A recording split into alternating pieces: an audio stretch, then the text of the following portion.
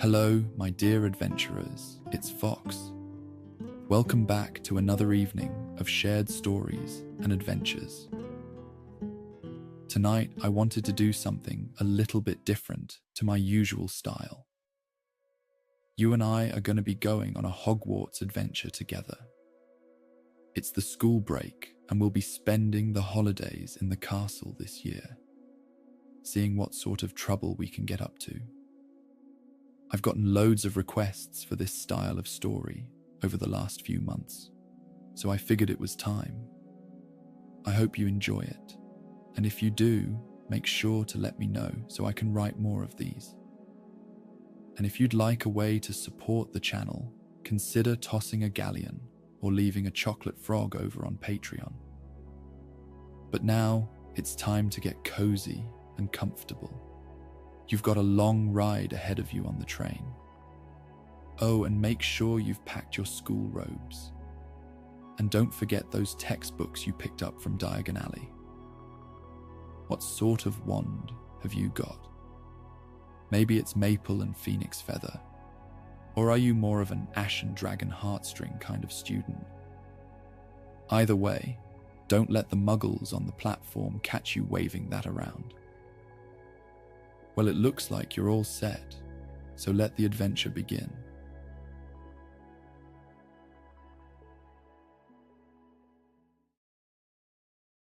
You sit in the back row of the charms classroom, twirling your quill between your fingers, trying to look as though you're diligently taking notes. But truthfully, Professor Wispwhittle's voice has started to drone, almost becoming one with the sound of the softly crackling fire in the hearth near the front. A flicker of winter sunlight glints off the frost-framed window, and your thoughts drift. Home, Hogwarts. Winter break. A couple of weeks ago, you decided that this year you wanted to spend the holidays in the castle. Your older brother Theodore never seemed to shut up about the legendary parties that happened over break and of all the secrets he'd found hidden away when he had so much time to explore. You're half sure he'd been lying, or exaggerating at least. But you wanted to find out for yourself. Your thoughts snap back into focus as your professor raises his voice slightly. It's the last class before break. Maybe you should pay a little bit of attention. The lesson was Wispwhittle's annual festive finale. She was teaching you to enchant tiny snow globes to sing carols. Your snow globe hums a surprisingly melodious rendition of God Rest Ye Merry Hippogriffs. But the swirling snow inside clumps oddly in the corner.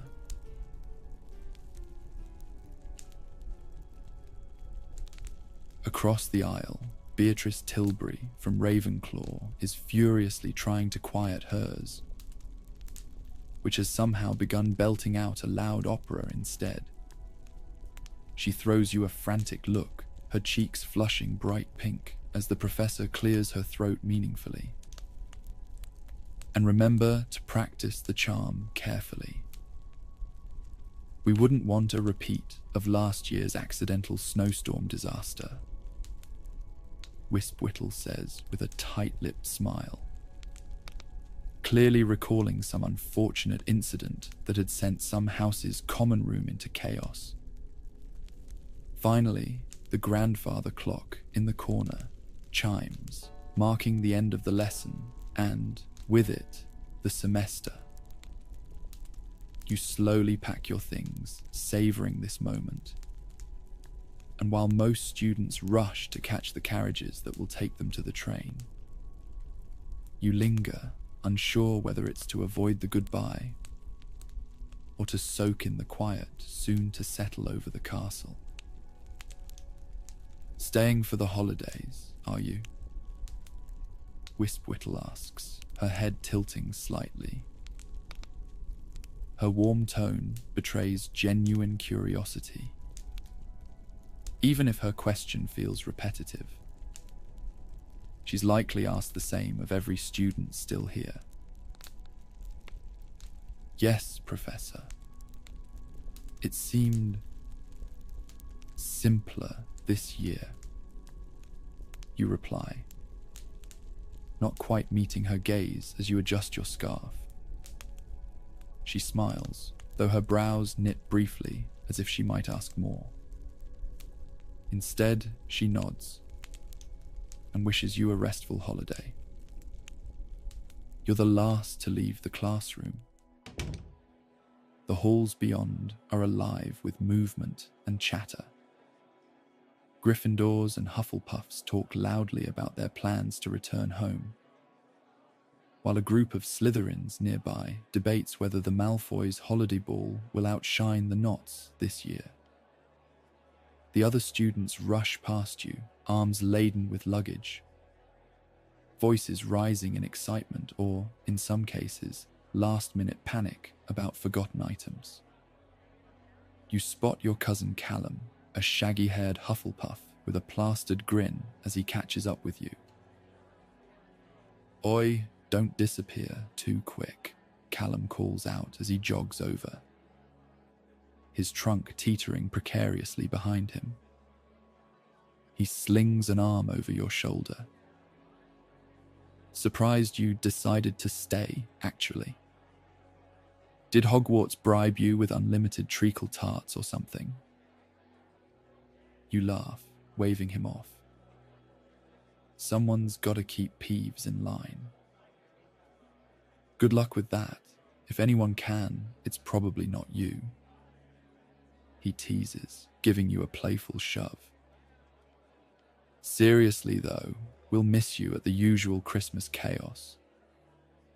Mum will be disappointed not to see your ugly jumper.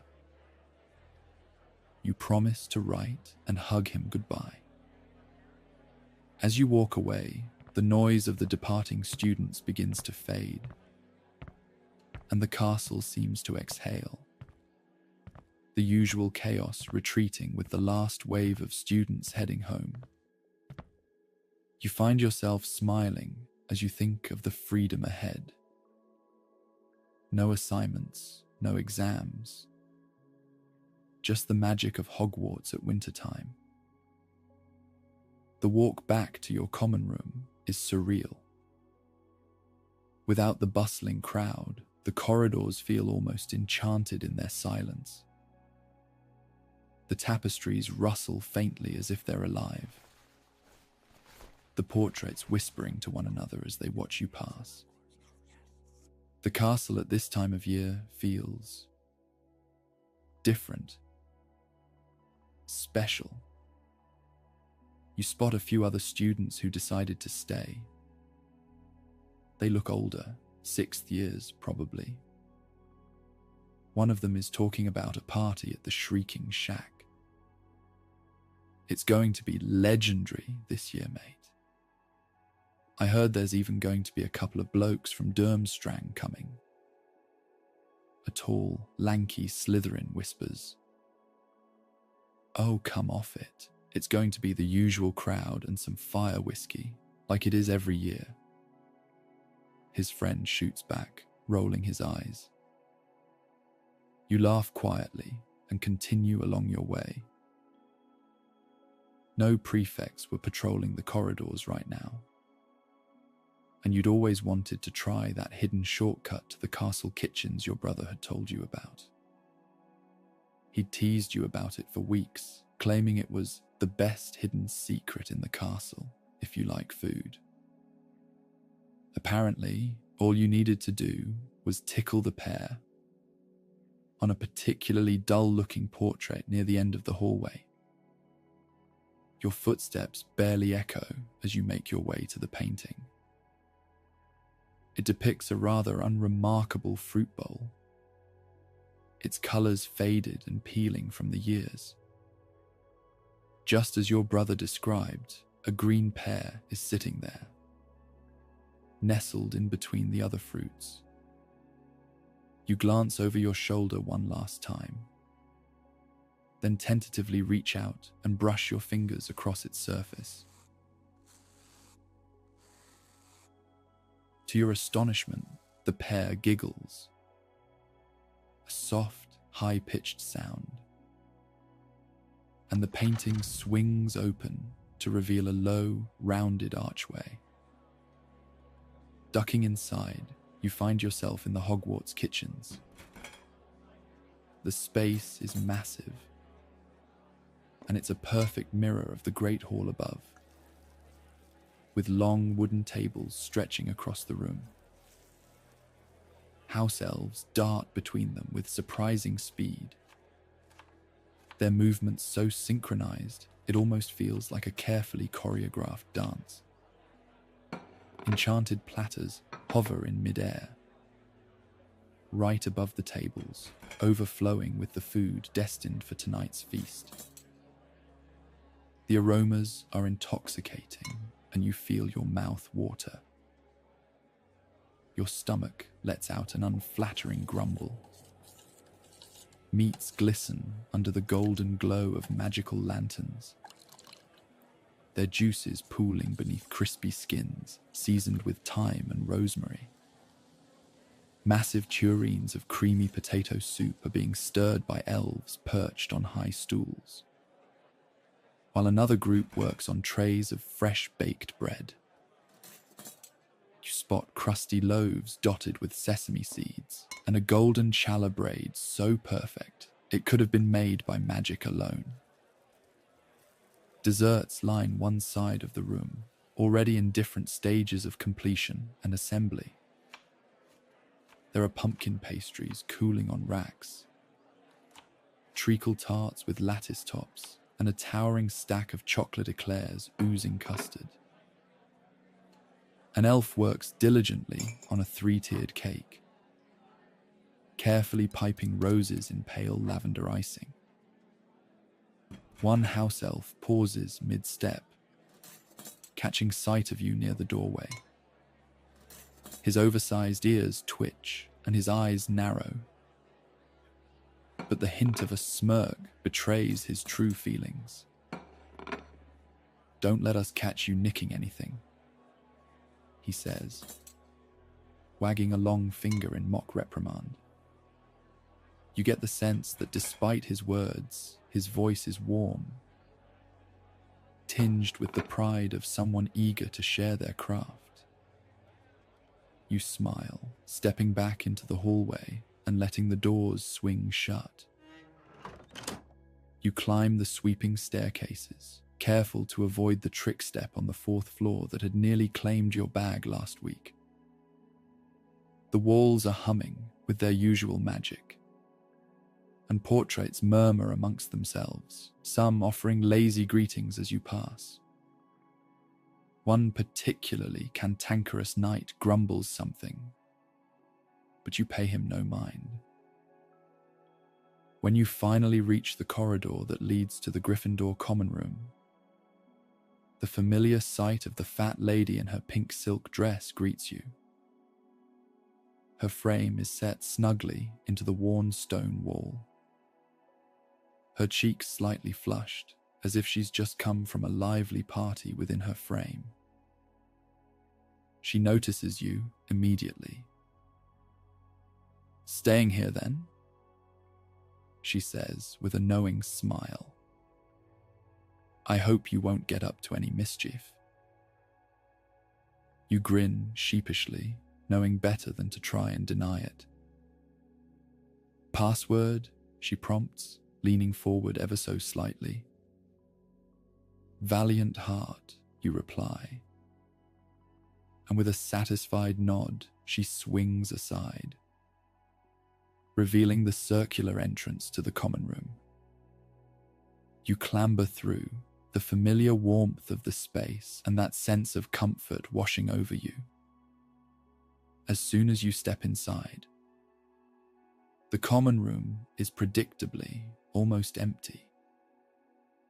The light cascades across the scarlet and gold drapery and the overstuffed chairs. But there's a girl from your year in the corner, curled up on a plush armchair with a book in hand.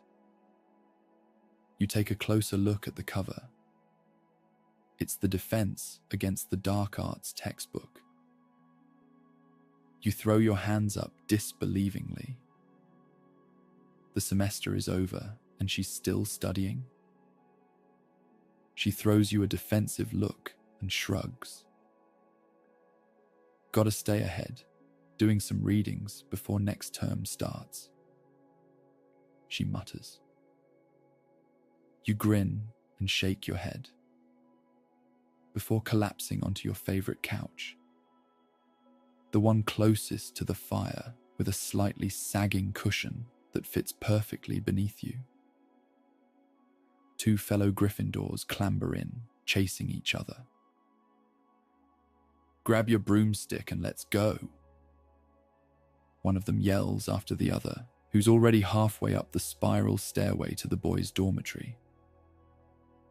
The fire across from you sputters and dances hypnotically, and you find yourself dozing off in the late afternoon sun, eyelids drooping shut after a long day. You wake up a couple of hours later. Your limbs feel heavy, and you're so comfortable lounging on the couch with one arm dangling off the side. It had snowed while you were out, really snowed. Outside the common room window, all you can see is the icy white glow of a winter announcing its arrival. You'd planned to spend the evening in quiet solitude. Maybe catch up on the latest installments of your favorite Muggle magazines.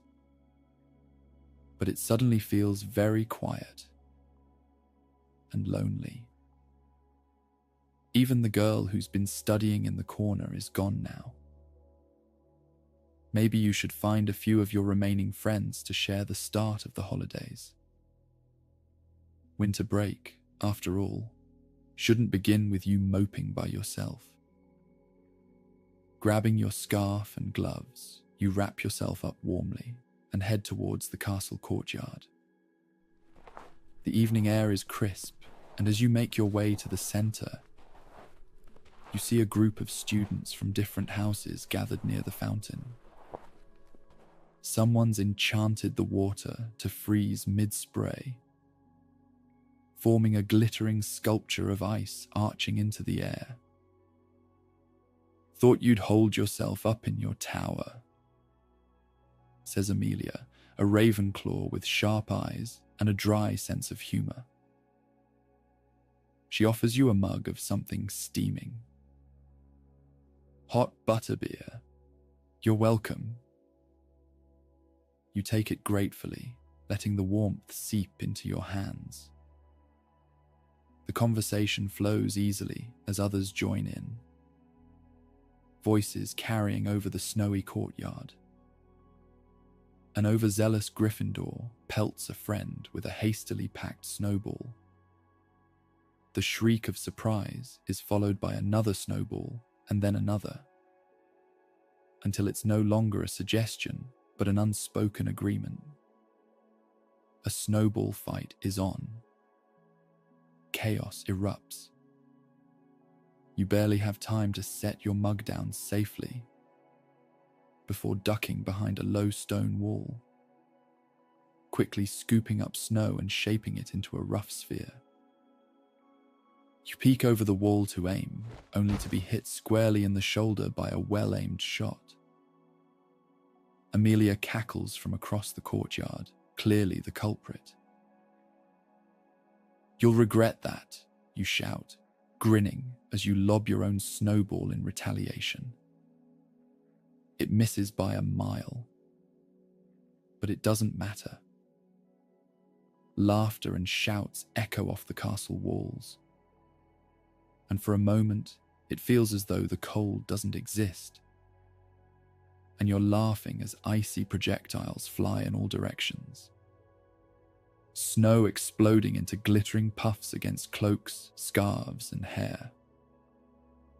By the time you retreat back inside, cheeks flushed and shoulders dusted with snow, the castle feels even warmer.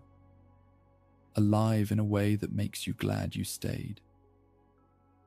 A few minutes later, as you sit down for the evening feast, the hall is way quieter than usual. Only a handful of students are still here, spread out across the 4 long tables. The food is no less magnificent though, and you savor every bite. From the rich, spicy stews to the decadent chocolate pudding melting on your tongue. A grey Scottish fold cat that had been roaming beneath the tables suddenly bounds up, edging towards the leftovers on your plate. It licks up what's left of the pudding, then settles comfortably in your lap, purring softly and twitching its little ears. You pet it gently, delighted that out of all the people in the hall, it chose you. One of your friends, a cheeky Slytherin named Alicent Ebenlock, gives you a shy wave from across the tables. She quickly hides the gesture before the older Slytherins notice and make fun of her. You smile to yourself, knowing you'll have one of your secret meetups later.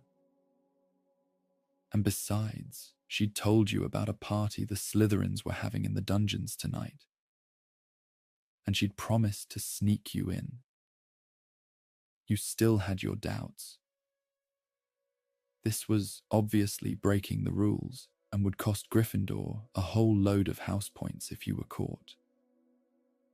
But you remember her eyes bright and excited when she told you about it, and how you'd promised yourself that you'd come out of your shell a little this year. It's going to be brilliant. Some of the older students are hosting. You'll fit right in, trust me. You'd agreed, and it wasn't like you to back out of a promise. But as the meal winds down and the plates clear, a pang of homesickness creeps in. You think of your mum's laugh, your dad's terrible jokes, and the way the fireplace at home crackles just a little louder.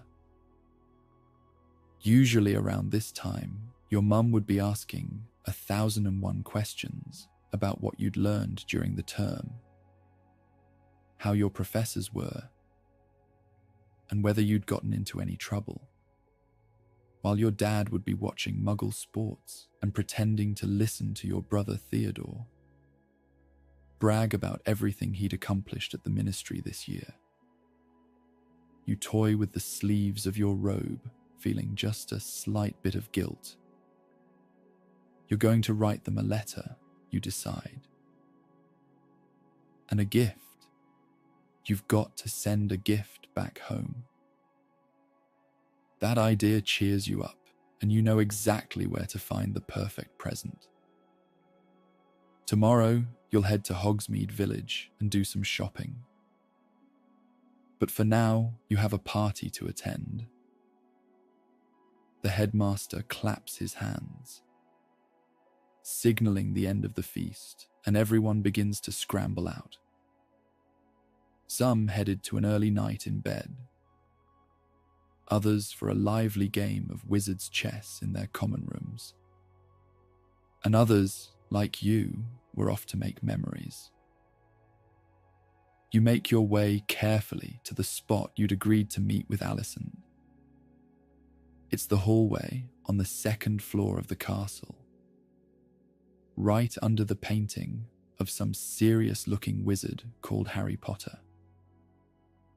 Apparently, he'd saved the school or something a couple of decades ago. You tap your foot nervously, watching the ends of the hallway for any sign of your friend. You weren't doing anything wrong, technically, but good luck explaining that to the grouchy caretaker if he found you loitering about. Suddenly, she rounds the corner and flashes you a grin as she half runs, half walks towards you. Without a word, she rushes past you and motions for you to follow her. You follow Alicent down the winding corridors. She leads you not toward the Slytherin common room, but to an abandoned girls' bathroom on the second floor. The sound of dripping water echoes eerily as you step inside. Why are we? You begin, but Alicent cuts you off, nodding toward a stall door. Had to grab something, she says, pulling out a parcel from beneath her robes. Put these on. She shoves the bundle into your hands, revealing a set of pristine Slytherin robes, slightly too large but still immaculate. You blink. Where did you even get these? She shrugs. Let's just say there's a 7th year who'll be looking for them tomorrow. Now come on, before Moaning Myrtle catches us in here, and we have to hear the story of the boy who lived again. Before you can protest, she pushes you into a stall, then steps out to give you some privacy. The robes feel heavier than your own, the fabric finer. And when you catch your reflection in the cracked mirror, you almost don't recognize yourself. You look the part, Alicent says approvingly when you step out. Her smile smug. Let's go. You've never seen the Slytherin common rooms, so you didn't really know what to expect. But judging by your friends' reactions, no expense had been spared. Green and silver banners hang from the walls, enchanted to shimmer like water. The wide windows gave a breathtaking but honestly creepy view of the Black Lake outside. The giant squid floated past every now and then, peering in with a large, angry eye, as though annoyed that he hadn't been invited. The low light of floating candles cut through the greenish gloom, and the sound of laughter and music fills the air around you. Older students lounge on the couches, their goblets of butterbeer or fire whiskey clinking as they toast to the holidays. A few girls with raven black hair shoot you curious looks before going back to their private conversations. You try to keep your head down, you really do, but it doesn't take long for someone to notice. A tall, sharp-featured boy with hair slicked back in the way only a Slytherin could pull off steps into your path. His arms crossed. Haven't seen you around before, he says. His voice is silky smooth, but it holds the weight of authority. What year are you? Your mind blanks, but before you can stammer out an answer, Alicent elbows you, her grin never faltering.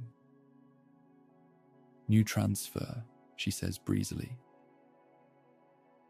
Is that so? His eyes narrow slightly, but then he shrugs. Well, welcome. Try not to embarrass us. With that, he strolls away, leaving you slightly breathless. Smooth, Alicent whispers, suppressing a laugh. You're a natural. The night passes in a blur. You watch as a few students compete in raucous games of wizard chess, way more violent than the kind you usually saw in the Great Hall. There were daring challenges too, the kind that would have gotten you a month's worth of detentions, if not suspended, had a teacher seen them. Alicent pulls you toward a group clustered around a shadowy alcove, where a boy is nervously holding a hand outstretched. The challenge is reaching into a box covered with wriggling runes and pulling out whatever's inside without flinching.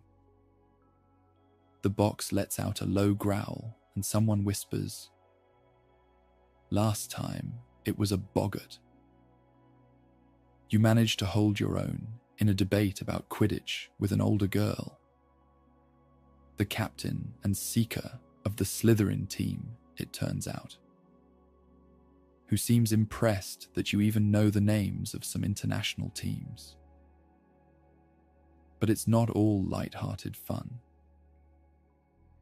As the party carries on, you notice the subtle glances between a few students, the whispered conversations that fall silent when you pass.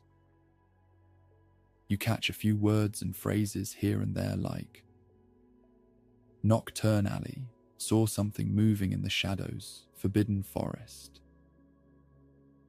The atmosphere shifts, and you can't shake the feeling that some of these students have secrets way more dangerous than a stolen set of robes. By the time the party begins to wind down, you're both exhilarated and exhausted. Alicent tugs your arm, pulling you toward the exit. "You were a hit," she says with a grin. "But next time, maybe don't stare at people like they're about to cast a hex on you." "Maybe they shouldn't look like they're about to," you reply, earning a laugh. She waves goodbye, and you hurry back to your dorms, already feeling the glee of gloating about attending an underground Slytherin party. Not even Theodore could say he'd done that. Well, he probably had, actually. But still. You're absolutely spent by the time you get in bed, and you're out the moment your head hits the pillow. The morning dawns cold and bright, a thin veil of frost glittering on the windows. You wake groggily in your dorm, still wearing the borrowed Slytherin robes from last night. The light is so bright, painfully so. Definitely too much fire whiskey. You mumble to yourself, despite only having had one drink, and only because Alicent had dared you to. You groan, pulling yourself upright. The party feels like a fever dream, but the day ahead offers no time for second guessing. Today, you'll write to your family and make good on your promise to pick out the perfect gift in Hogsmeade. You bundle up in your thickest gloves and boots and head down to the Great Hall for a quick breakfast. It's your favourite, steaming porridge with a dash of honey and a cup of hot chocolate so rich it clings to the back of your spoon. The walk to the village is calming to you, and you always choose to take the long way, even though you know some of the shortcuts. You pull your cloak tighter, gloved hands stuffed into your pockets, and set out toward the village. Boots crunching through freshly fallen snow. The distant caw of a crow perched on a skeletal tree branch. It all reminds you of the magic you're surrounded by, quite literally. The chill bites at your cheeks, but it's not unpleasant. The air is sharp and clean, invigorating. Hogsmeade comes into view slowly, its rooftops peeking out from behind rolling hills of snow. The village looks like a postcard, so you stand there for a couple of minutes, just to admire the view. Its maze-like streets are lined with shops draped in garlands, icicles catching the light like enchanted diamonds. A faint melody drifts from Zonko's joke shop, where an enchanted gramophone belts out a cheery Christmas tune. You can see the plumes of smoke rising from the chimneys of the 3 broomsticks, promising warmth and butterbeer to anyone willing to brave the cold. You make your way down the bustling high street, dodging other students wrapped in thick scarves, their arms piled high with parcels. Somewhere, a clock chimes softly, marking the hour. Your first stop is Scrivenshafts. You like it here. The earthy smell of parchment mixes perfectly with the woody tang of freshly sharpened quills. The shop is quiet, its shelves lined with ink pots. The dark contents catch the light ever so faintly. You pick up a quill engraved with runic symbols that glow softly when touched, thinking it might be perfect for Mum. She always did love writing letters, but somehow it doesn't feel quite right. Next, you wander into Honeydukes, and it's busy as ever, of course. The sweet scent of chocolate wafting from the doorway always draws you in. Inside, every counter is stacked high with sugar quills, acid pops, and chocolate frogs. Their enchanted wrappers glittering like frost. You consider a box of fizzing Whizbees for Dad. He'd appreciate the novelty. But again, you hesitate. Sweets seem too fleeting for a proper gift. It's only when you catch sight of the small, unassuming storefront of Spindle's Curiosities that you pause. The window is dimly lit, cluttered with a whole assortment of enchanted odds and ends. Something about it just pulls at you. The bell over the door gives a soft chime as you enter. And the shopkeeper, a stooped man with a long, wispy beard, looks up from behind the counter. His spectacles sit askew on his nose, and he gives you a nod before returning to his work.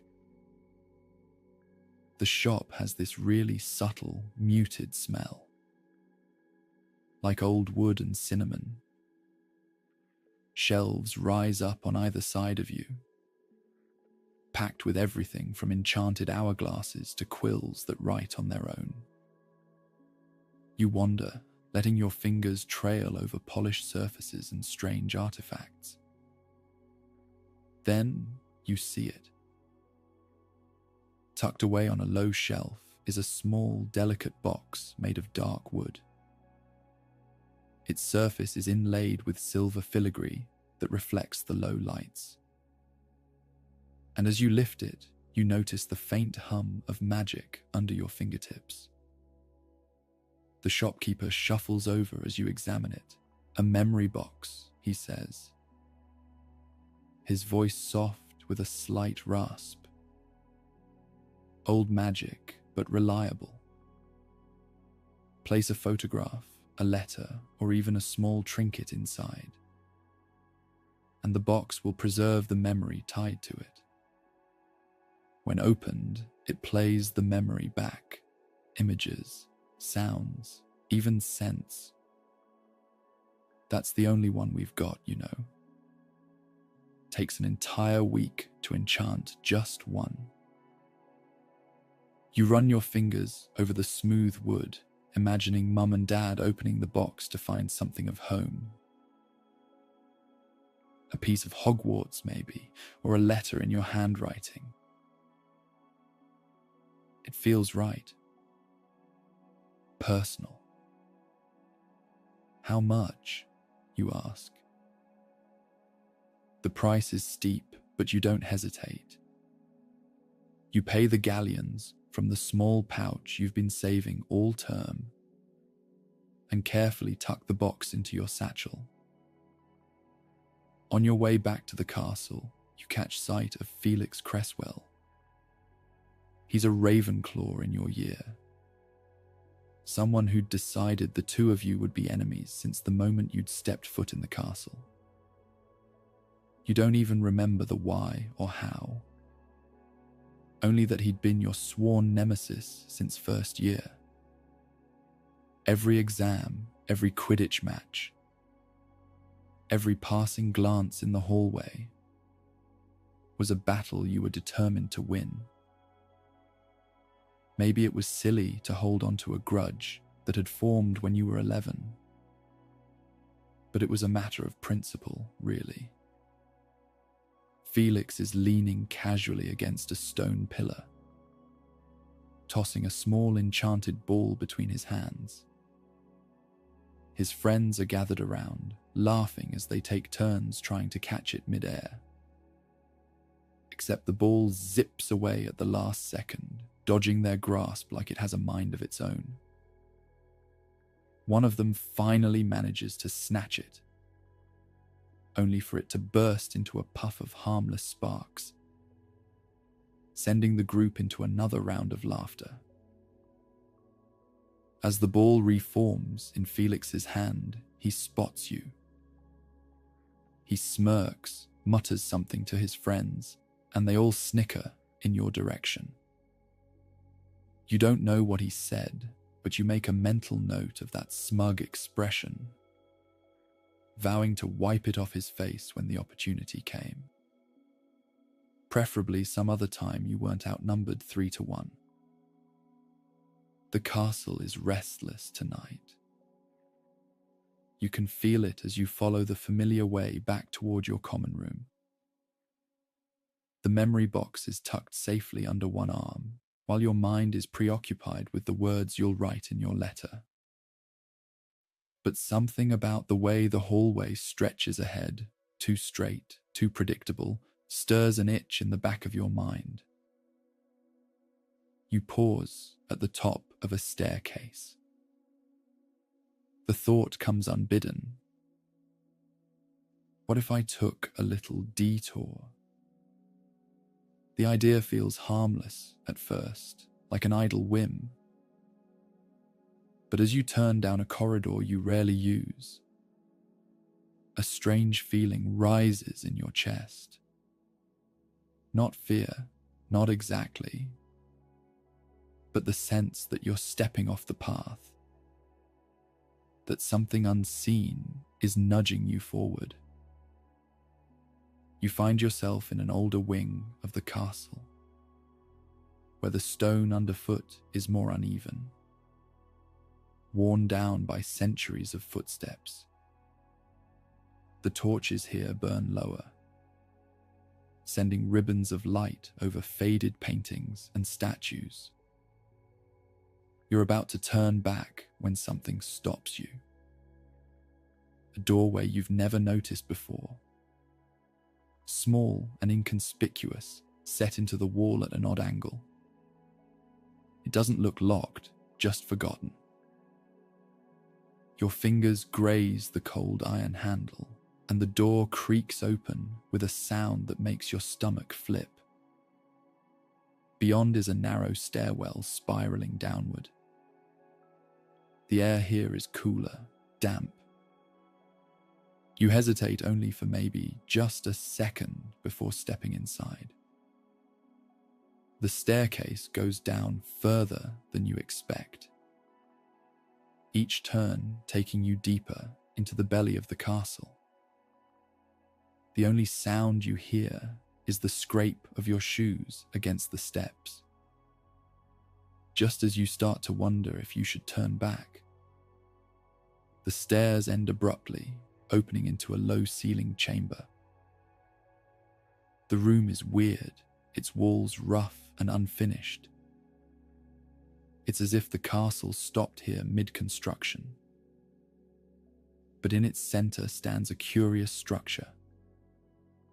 A stone plinth surrounded by a shallow circular basin. The basin is filled with water so still it could be glass, and the plinth itself is etched with unfamiliar carvings, their patterns winding upward like vines. On the top of the plinth you see an object. It's covered with a heavy, moth-eaten cloth. And even from where you stand, you can see how the fabric has gathered layers of dust. Your heart beats a little faster. What could be hidden here? So intentionally placed but seemingly abandoned. You step closer, landing each footstep so gently. When you finally pull the cloth aside, the air feels heavier, like the room itself was holding its breath. Beneath it lies a hand mirror. Its silver frame is tarnished, the surface of the glass dark and dull. But as you lean in, something stirs in its depths. Not a reflection, but the faintest flicker of movement. Your pulse thunders in your ears as you lift the mirror. You feel the weight solid and cold in your hands. You don't know why. But the longer you look, the more certain you feel that the mirror is looking back at you, studying you, plotting something. Then it happens. A sound, faint but distinct, from somewhere above. No, from the side. From below. You don't know. A scrape, a shuffle. Like someone or something moving nearby. You freeze, the mirror still in your hands, and strain your ears for another sound. But the silence that follows is complete. Panic surges through you. Whatever this place is, you're definitely not meant to be here. You place the mirror back on the plinth, carefully, as though the very act might summon something, and turn to leave. The stairs feel steeper on the way up, and by the time you reach the doorway, your legs ache and your breath comes shallow. When you finally step back into the safety of the corridor, the door swings shut behind you with a muted thud. You glance over your shoulder, half expecting it to disappear entirely. But it remains as it was. A plain, unremarkable thing. The corridor looks the same as ever. But you can't shake the feeling that you've brought something of that hidden chamber back with you. When you reach the common room, the warmth of the fire is a welcome balm. You sit in your usual chair, the memory box resting in your lap, and stare into the flames. The castle is full of mysteries, you remind yourself. And not all of them are meant to be solved. Tonight, you've had enough adventure for a lifetime. You sit back and watch with hooded, tired eyes as the other students shuffle about the room.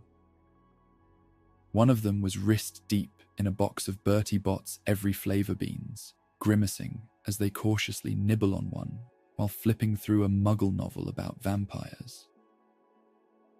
In the corner, a group of fifth years is practicing a silencing charm with wildly varying success. One of them has accidentally silenced themselves and is now gesturing frantically for help. By the window, a pair of sixth years are half hidden by the heavy curtains. Snogging, probably. Closer to the fire, you see a younger student sprawled on the rug, with their parchment and quill, doodling a series of increasingly absurd dragons that puff tiny, animated bursts of smoke into the air. You remind yourself that you've got your own letter to write. Snapping out of your haze, you grab an ink pot from your bag and sit cross-legged, the tip of your quill poised on top of the parchment. For the first time all semester, you let yourself acknowledge how much you miss home. It's not just Mum's endless stream of questions or Dad's good-natured ribbing, it's everything. The smell of your dad's homemade pizza. The music that your mum loves to play in the morning. Even your brother's endless teasing and self-importance. It all felt simpler around them somehow. You sigh and press the nib to the page, Dear Mum and Dad, and Theodore you add in between brackets. I hope you're all keeping warm and well. I've been meaning to write for a little while now. But the castle has a way of keeping you busy, even when it's practically empty. It's beautiful here in the snow, and there's something magical about Hogwarts in the winter. You'd love it, I think. But I miss you. More than I realized I would. I thought staying for the holidays would be an adventure. And it has been, in a way. But it's strange without you. I even miss Dad's commentary over the news on Muggle Telly. I found something today that reminded me of you. It's a memory box, enchanted, of course. I thought it might be a nice way to send you a piece of Hogwarts, to keep something of me with you, even when I'm far away. I hope you'll like it. I'm sorry I stayed behind this year, but I've got loads to share with you when I see you. All my love, your hopelessly sentimental child. The words dry on the parchment, and you fold it carefully, tucking it into the memory box alongside a holly sprig. The act feels final, like sealing away a piece of yourself to send across the miles. You place the box gently on the table and sink back into the chair, exhaustion creeping into your bones. The fire's warmth lulls you, its crackle soft and steady, and your eyelids grow heavy. You try to fight it at first. There's still so much to do, so much to explore after all. But the pull of sleep is insistent. Before you know it, your head rests against the chair's back, and the world fades into a quiet blur of dreams. You wake to the faint light of dawn streaming through the common room windows. The castle is still wrapped in a hush, the kind that comes only in the earliest hours. You feel like the only person awake, in the whole world maybe. The memory box sits where you left it. After bundling up in your cloak and scarf, you retrieve the box and head out into the castle. Even the paintings are still asleep, their inhabitants snoozing and snoring as you make your way to the owlery. The climb is as familiar as it is steep. The stairs spiral upward endlessly, narrowing with every turn. It's extra chilly today, and by the time you reach the top, your cheeks are numb and your fingers stiff. The owlery is open to the sky, its arched windows framing the snow-covered grounds below. Dozens of owls perch on the wooden beams above, their feathers ruffling as you enter. The unpleasant smell of straw, feathers, and droppings is thankfully muted in the crisp bite of winter wind. You glance around until you spot your family's tawny owl nestled among the others. Here you are, you murmur, holding out your arm. The owl hops down gracefully, tilting its head as if to inspect you. You secure the memory box to its leg with careful hands, checking the knots twice to be sure. Take this to Mum and Dad, all right? You say, softly. The owl hoots in reply. Its large amber eyes meet yours for a moment before it spreads its wings. You step back as it takes off, its flight smooth and swift as it disappears into the pale morning sky. You stay for a moment, watching until the owl is just a speck against the horizon. The climb down from the owlery feels lighter than the climb up. The cold, bracing air had cleared your mind, sharpening every thought. But now, as you descend the spiraling stone steps, there's a growing warmth within you. You pause at one of the castle's many arched windows, resting your hand against the frosted stone ledge. Below you, Hogwarts stretches out like a dream. The rooftops shine with the morning's moisture, and the snow blankets the grounds in a beautiful, pristine white. From this height, you can see the paths winding toward the Forbidden Forest. The frozen surface of the Black Lake like a sheet of glass. Smoke curls lazily from the groundskeeper's hut. You watch as other students cross the grounds in pairs or small groups, their cloaks whipping about in the breeze. Most of them are heading toward Hogsmeade, eager to soak up the last of the holiday cheer before settling in for the long weeks of January.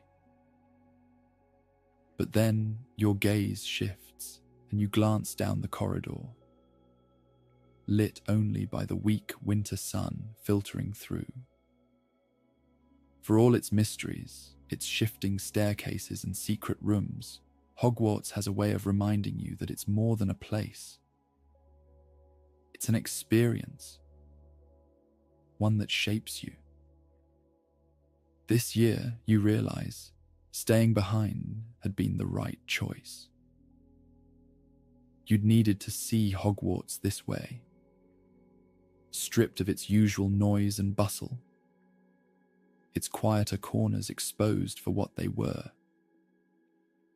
You'd needed the time to miss home, to let that ache grow just enough to remind you why it mattered so much. You lean your head back against the cold stone and close your eyes, letting the sounds of the castle wash over you. Somewhere down the corridor, a suit of armor shifts with a faint clatter. A faint breeze stirs the banners hanging above the stairs. Next year, you'll go back for the holidays. Because as much as Hogwarts feels like a home, it's not home, not in the way they are. With that thought warming you, you push off the ledge and make your way down the corridor. Maybe you'll head to the library for some quiet reading, or join Alicent and the others for a Quidditch pickup match. The possibilities right now felt endless.